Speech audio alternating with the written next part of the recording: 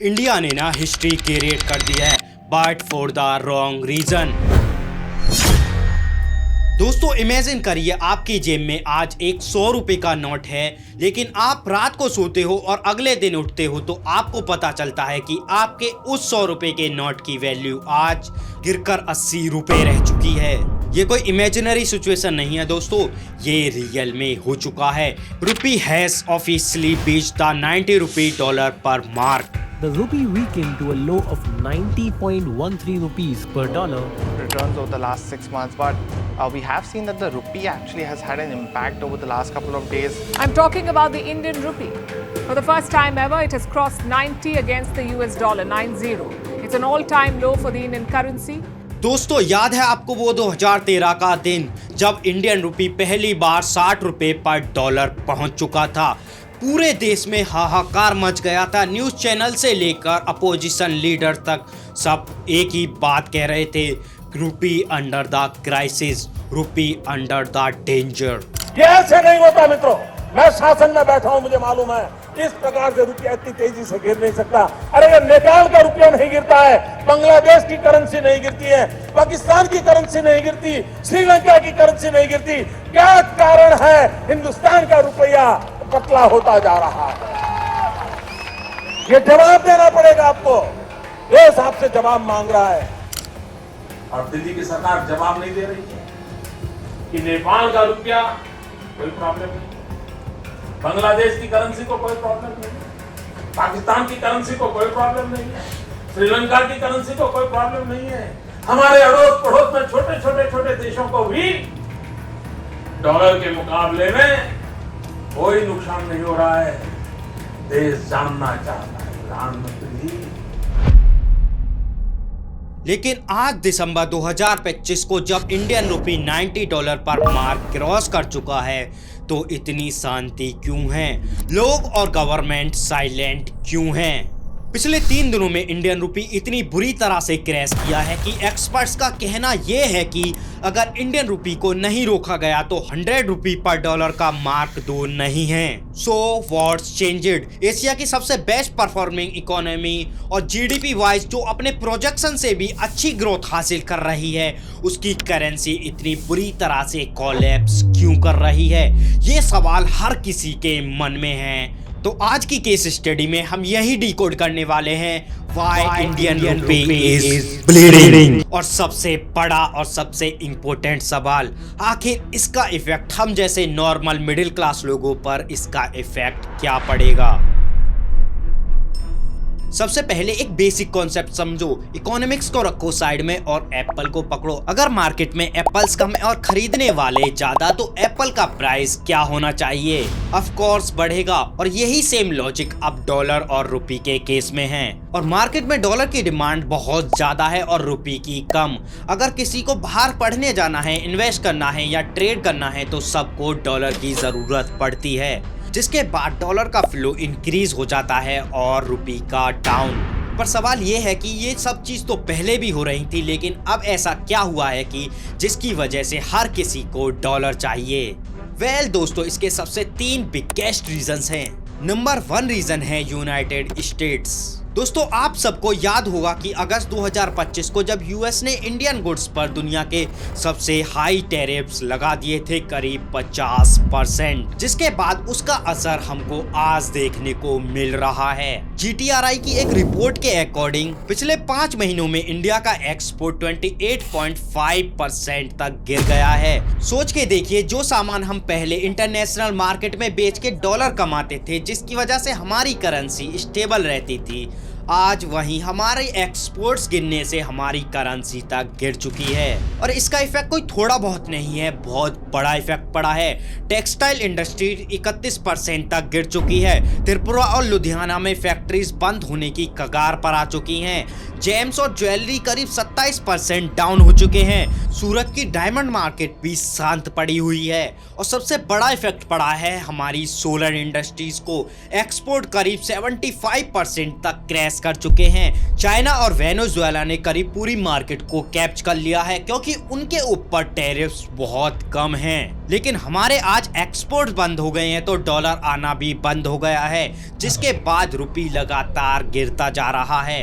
But wait, इसमें सिर्फ US tariffs की कमी नहीं है, इसमें हमारी भी सबसे बड़ी कमी है, जो कि है reason number 2, the golden mistake. हम सब इंडियंस को लगता है कि गोल्ड खरीदना हमारे लिए इन्वेस्टमेंट है, लेकिन इकोनॉमी के लिए ये एक सुसाइड बॉम्ब बन जाता है। अक्टूबर 2025 का डेटा सुनोगे तो सिर्फ एक महीने में ही इंडिया ने करीब 14.7 बिलियन डॉलर, अगर इंडियन करेंसी में लगाएं तो 1.8 लाख करोड़ रुपए का गोल्ड इंपोर्ट किया है। ये नॉर्मल से करीब 3x ज्यादा है। क्योंकि फेस्टिवल सीजन था और शादियां थी, जिसके लिए इंडिया को बाहर से गोल्ड इंपोर्ट करना पड़ा।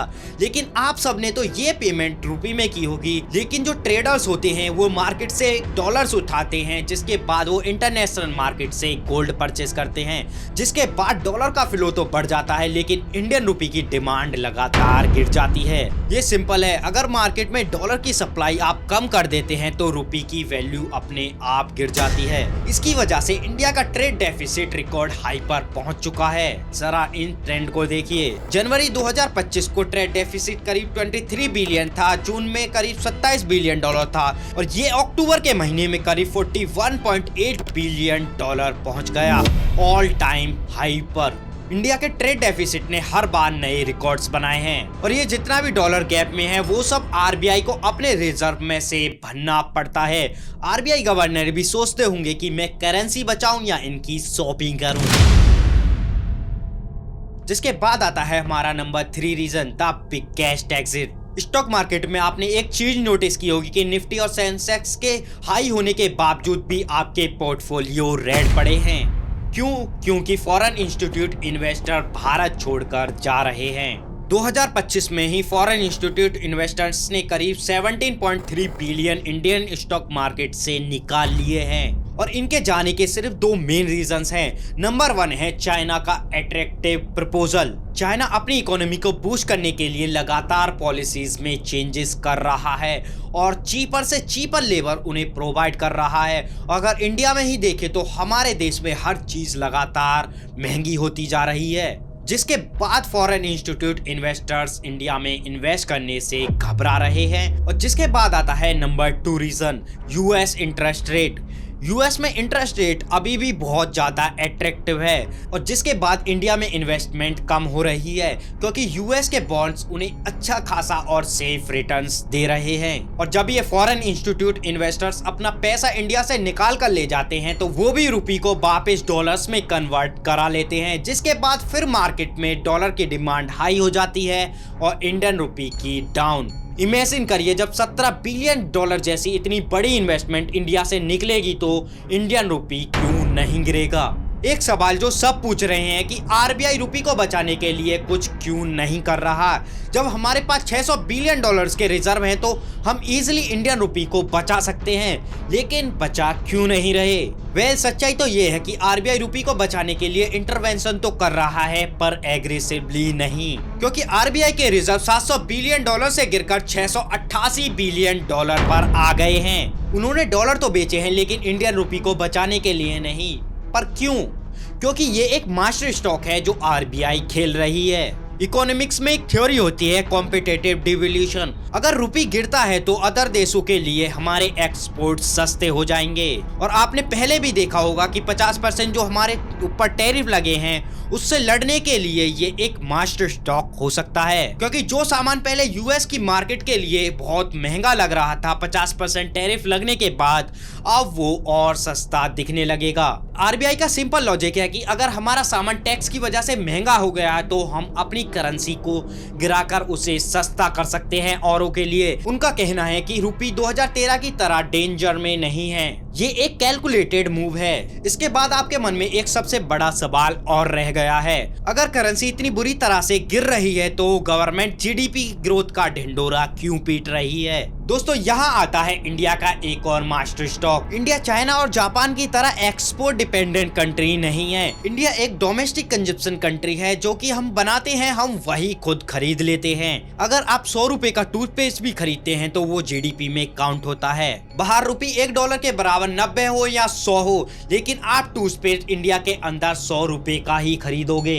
इसीलिए जीडीपी नंबर्स ग्रीन है, क्योंकि हमारी इंटरनल मार्केट स्ट्रॉन्ग है। लेकिन रुपी की बात करें तो वो रेड है, क्योंकि हमारी एक्सटर्नल डील्स इंपोर्ट और एक्सपोर्ट्स वीक पड़े हैं। लेकिन इसका इफेक्ट एक आम आदमी और एक नॉर्मल मिडिल क्लास पर क्या पड़ेगा। जो स्टूडेंट्स अब्रॉड पढ़ने जाते हैं उनका खर्चा करीब 10 से 15% और बढ़ जाएगा।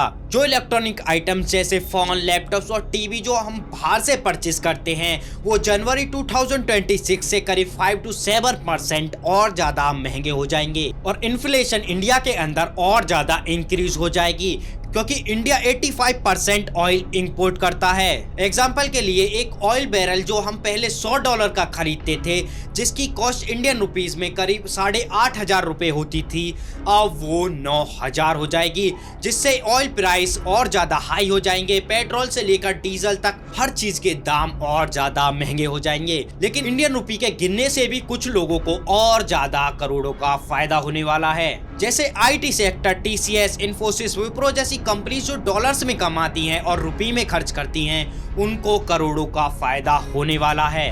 जो एक्सपोर्टर्स जो यूएस के बाहर एक्सपोर्ट करती हैं, उनको रुपी वीक होने से तगड़ा मुनाफा होने वाला है। दोस्तों इंडियन रुपी का 90 रुपीज तक गिरना शॉकिंग तो है, लेकिन एक यूएस के थिंक टैंक ने खुद बोला है कि इंडिया 2026 के एंड तक वापस इसको रिकवर कर लेगा।